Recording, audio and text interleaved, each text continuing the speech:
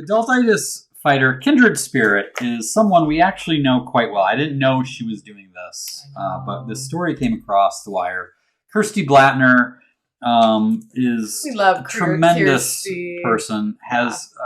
We have the link to the story, and the reason I say that is because the link has a video that was on the news telling this story, and you get to hear Kirsty talk, and she has the best accent in the world. From New Zealand. Yes. And I love it. Yeah. And I love it. I think she says "idea" in it. Like, she was a great idea. Oh. So that's one of those. So great. Yeah. I actually have my Siri on my phone is set to Australian mode. I have Australian Siri, and kids ask me about that. We actually know the lady who did Australian Siri, didn't we? That did that voice, yeah. Okay, so anyway, Kirsty Blattner has a unique way of keeping a smile on everyone's face during her monthly immunotherapy treatment. So Kirsty was diagnosed with melanoma 6 years ago while 5 months pregnant with her daughter. The melanoma was removed at first, but returned in 2021 and required surgery to remove it again. Dr. Mark Albertini, Blattner's oncologist who founded the Carbone Cancer Center, which is in Madison, in 1994, which coincidentally was our first date. Yes. So they don't mention that in the story for some reason. So the immunotherapy is a preventative step to keep the cancer from returning. So hopefully that is what will happen. But of course, it's not fun to go to the hospital and get these treatments. So here's the cool part. Kirsty and her husband, Chris, have dressed up. They dress up in costume for their monthly visits. They've dressed up like pirates to Thanksgiving turkeys. Here they are dressed up as wildlife. So great. Here's one of them dressed up as characters from Game of Thrones. Oh my gosh, you guys. I love that he is doing it as well, right? So the press release said that she's undergoing this monthly infusions, So Kirsty says, I think it brings joy to the amazing staff, and I love that.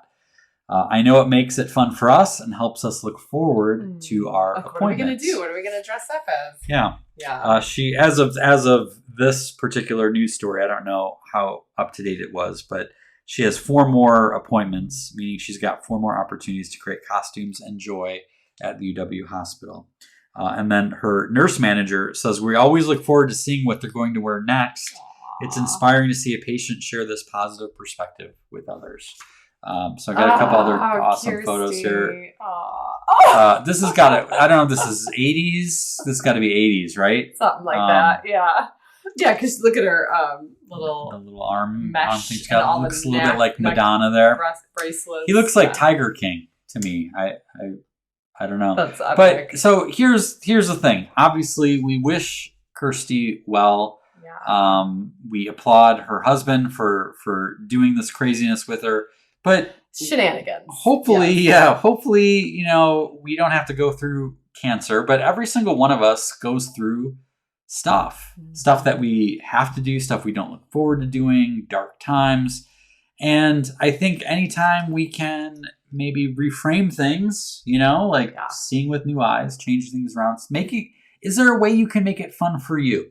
Right? And then through that, like what we see here is not only did it make it fun for her, but it makes it fun for her team, all the caregivers and things like that. Well, having worked with a lot of healthcare providers in heavy situations, there's a thing called compassion fatigue. And you do, I don't know it personally, but we hear it spoken about quite a bit. We hear it from meeting planners, the burnout of seeing so much heavy and being surrounded by so much heavy situations and dire, and these are people you have relationships with after a while. It gets really hard. Yeah. So I can only imagine the joy that these 2 crazy shenanigators have brought to the Carbone, center. Can you? And we know them personally. They're, Kirsty has encouraged so many people through the Dream Bank, as that's kind of where we met, I think. And the National Speakers Association. There was Venn diagram there, but coaching and teaching and all this wonderful things that she puts out into the world.